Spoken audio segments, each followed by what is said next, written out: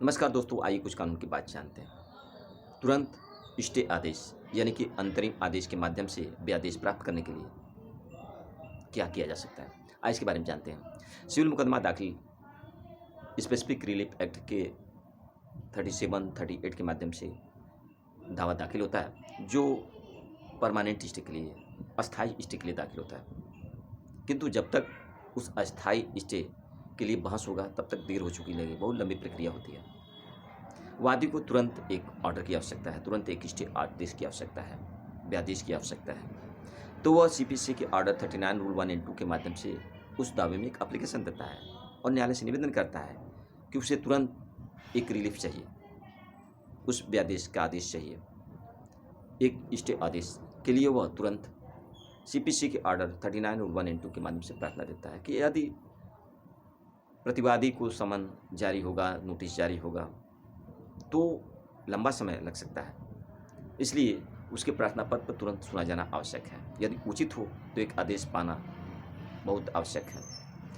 न्यायालय से निवेदन करता है कि उसके प्रार्थना पत्र को तुरंत सुन लिया जाए।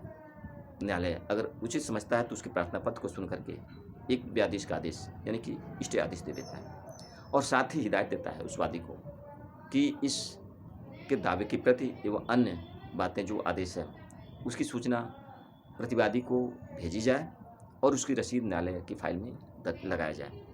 वह वादी से करता है शपथ पत्र के माध्यम से इसकी सूचना दिया जाए और साथ ही हिदायत देता है कि अगर कोई इस स्टे आदेश पर कोई बहस होता है तो वादी हमेशा तत्पर रहेगा बहस सुनाने के लिए। सीपीसी के ऑर्डर 39 रूल 3 के माध्यम से ये सूचना देने का जो अधिकार है यह न्यायालय के पास है कि वह वादी से सीपीसी 39 रूल 3 के माध्यम से वह वादी को आदेश दे सकता है कि इसको सूचना तुरंत वह प्रतिवादी को भेजे। यदि वह नहीं भेजता है तो न्यायालय के पास यह अधिकार है कि उस स्टे आदेश को वह समाप्त कर सकता है।